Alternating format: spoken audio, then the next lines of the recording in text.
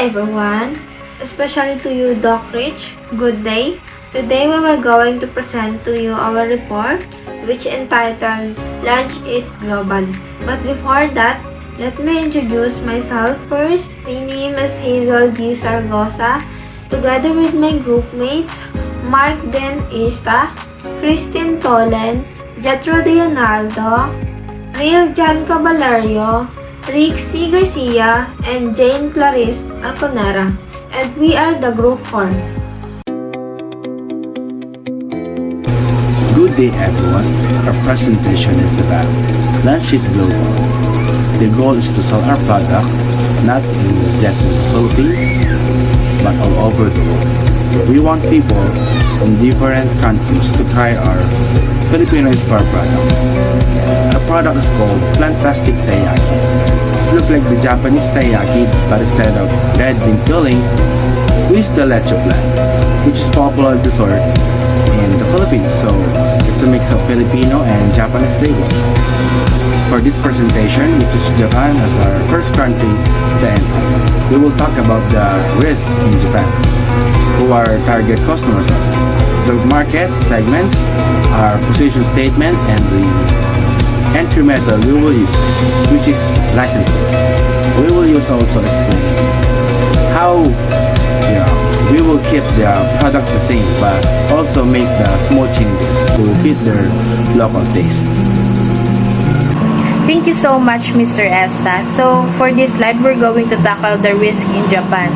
So, even if Japan is a great market, we need to be aware of some things, such as political risk and economic risk.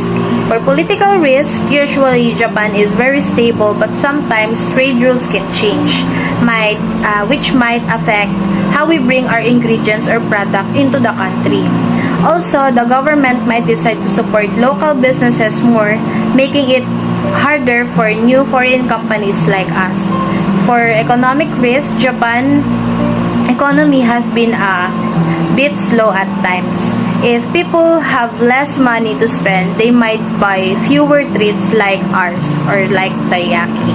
Also, the cost of ingredients or shipping go up, which would make a Taiyaki more expensive to make. So we need to make an adjustment whenever we are trading our goods or products to other countries.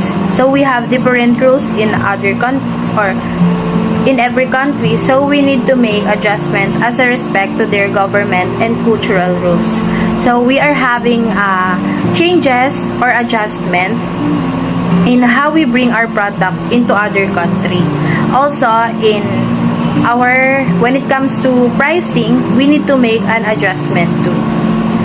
So, I'm going to introduce to you the legal rules. First is trademark, second is advertising, and third is censorship. For trademarks, we need to make sure our name, Flantastic Taiyaki, and our logo are unique and don't copy anyone else. We need to register them officially in Japan. For advertising, Japan has a rule about how we can say in ads, especially about foods. We need to be truthful and not make false promises about our Taiyaki. There are also rules about how much sugar or certain ingredients can be in food, and we have to follow those. And lastly, censorship. This is less likely for a food product, but we need to ensure our ads and branding are respectful of Japanese culture and don't accidentally cause offense. That would be all for this slide. So may I call on the next reporter to proceed to the next slide. Risk in Japan. The business plan to manage the identified risks with the following strategies. Staying informed. The team will stay updated on Japan's legal, political, and economic environment. This means regularly monitoring change in law, especially those related to safety consumer. Legal assistance. To ensure compliance with all Japanese rules, the company will hire local lawyers who specialize in business law. The flexible planning.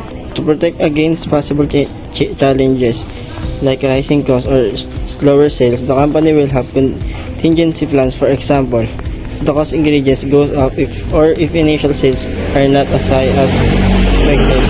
They may switch to more affordable suppliers or slightly adjust their pricing to stay competitive. Then target customers in Japan. Demographic. The main target is young Japanese adults, especially those in their 20s to early 30s. These individuals usually live in cities, have stable incomes, and are open to trying new types of food. Then values and preference. This group likes snacks that are not just tasty but also unique and visually appealing. A product like Flantastic Taiyaki, which combines the traditional Japanese taiyaki with leche flan, would attract attention because it offers a creative twist on a familiar favorite. Social influence. This audience is heavily influenced by trends and what their peers or influencers are trying. If their friends or favorite Instagram or TikTok personalities recommend Flantastic Yaki. Is there are global customers for Flantastic Taiyaki? Yes, we believe people everywhere will love Flantastic Taiyaki. So the main parts of our snack are already enjoyed by many. Taiyaki is well known, especially in Asia and in places where many Asian people live. And leche flan, our creamy custard filling, is a favorite dessert in lots of countries, like in Southeast Asia and Latin America. By putting these two familiar and tasty things together, so we made something new and exciting, but still comforting. People all over the world look for snacks that are sweet, special, and easy to eat on the go. So, Flantastic Taiyaki is exactly like that. So, we think this unique mix will appeal to many people and bringing a bit of Filipino creativity to plates everywhere. Market segment.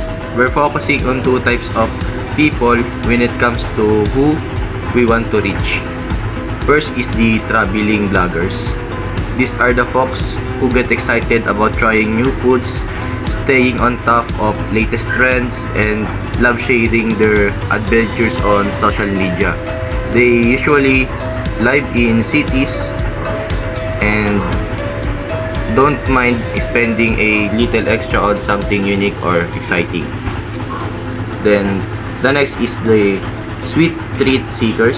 This group is all about tasty treats that don't cost too much. Then think of students or young professionals who wants or something. We want a sweet and satisfying but still affordable. They're always looking for good value without sacrificing a flavor. Number 2 is positioning statement. We're aiming to attract a young adults, especially those in Japan, who are adventurous eaters and love trying exciting new food. The Flantastic Taiyaki takes the familiar Japanese snack and gives it a fun, delicious twist by filling it with creamy leche flan, making it truly memorable treat. We want people to see Flantastic Taiyaki as something new and creative to its unique feeling, but at the same time, it is important that it stays affordable. Entry method listening. Why listening? Listening is the chosen entry method into the Japanese market due to several political and economic advantages. It minimizes risk by partnering with an established Japanese company that already familiar with local regulations and possessing existing factories and distributions network. This approach reduces upfront investment by eliminating the need to build infrastructure or hire a large staff. Finally, it facilitates smoother navigations of trade barriers and import regulations. So next is cultural reason. It highlights 3K cultural. First is local expertise. Second is trust and acceptance. Third, and distribution channel. Licensings offer superior market understanding, builds consumer trust through our local partners' reputations, and leverage established distribution channel for efficient market entry. Product and standardize with local adaptation. So with this, we will standardize the core idea of Flantastic Taiyaki, a taiyaki with leche flan filling to keep our brand consistent. However, we will allow for some local adaptation in ingredient sourcing, portion sizes, branding. And in ingredient sourcing, we might use local source Japanese ingredients for taiyaki batter or even some of the flan components if they offer better quality or fit local preferences. In portion sizes, we might adjust the size of taiyaki to fit the typical Japanese snack portion. In branding, global with local flavor, and we will aim for a global brand identity for Flantastic Taiyaki so it's recognizable everywhere. The name itself is catchy and bland. The flan with Flantastic, kaya siya Flantastic Taiyaki. Next naman is the standardized with local adaptation. So however, we will incorporate local flavor in our communication and marketing. In visuals, language, yun. In visuals, our ads will feature Japanese settings, people, and aesthetic like while showing the delicious taiyaki. And in language, all our marketing will be in Japanese using natural and appealing phrases. So we will make sure our advertising themes align with the Japanese values, focusing on the idea of delightful break, sharing with friends, or the joy of trying something new and tasty. And that's all for our report. Thank you.